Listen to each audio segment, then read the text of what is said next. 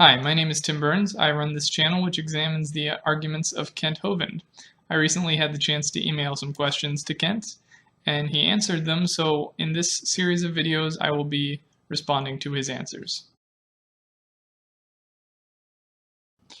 For my fourth question, I asked Kent Hovind what dating method he would use if he were in charge, since the claim of a young Earth makes all the dating methods we currently have unacceptable. Now, I want to address the subordinate point first. In his answer, Ken asks me, how do they know the Earth was millions of years old before radioactive dating? I find this question a bit misleading. The age of the Earth according to the scientific consensus now is about 4.5 billion years old. That number was reached by dating various types of radioactive isotopes with a high level of agreement between them. By asking how people knew the Earth was millions of years old before radioactive dating was invented, Kent seems to be implying that there was already a consensus on how old the Earth was back then, and radiometric dating just gave them a convenient way to make their dogmatic decisions seem more scientific.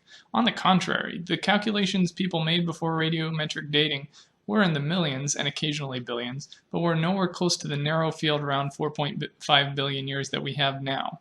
There was a wide variation in the conclusions people came up with for the age of the Earth. Even among people who thought it was in the millions, they might project anywhere from 20 million to 3 billion. There was no agreement. But today there is wide consensus on the age of the Earth due to the multiple dating methods that agree with each other, to the extent that even old Earth creationists agree that this time frame is very accurate. So if Kent was trying to imply that non-believers had already made a dogmatic decision about how old the Earth was before radiometric dating ever came along, then he's very mistaken. Also, Kent misunderstood my point about how you would have to throw out all of them. I wasn't saying all archaeological finds give results more than 10,000 years old. I was saying that all the scientific methods of dating can produce results of more than 10,000 years. You can't always depend on tree rings or written artifacts giving you a hint.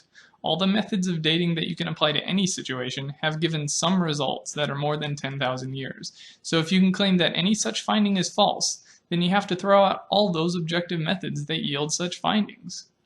Now, to the main question. Notice that he simply didn't answer it. He gave a lot of vague and fuzzy answers about historical methods and things that even he acknowledged have a lot of room for doubt, but what he didn't do was give a scientific method of dating that would be reliable if all the ones he thinks are reliable were thrown out. And this gets to the heart of a big problem with creationism. The way scientific theories are supposed to work is, if somebody doesn't think the established theory is good enough, they propose a better theory that has more explanatory value. You're supposed to say, I think your method is flawed, so here's a method that gets all the good results you get, but with fewer flaws. You're not supposed to say, I think your method is flawed, so let's just throw it out even though we don't have anything to replace it with. Other people have already rebutted Kent Hovind's reasons for saying the established dating methods are flawed, but even if those flaws were real, is it better to have a dating method that doesn't work every single time, or no dating method at all?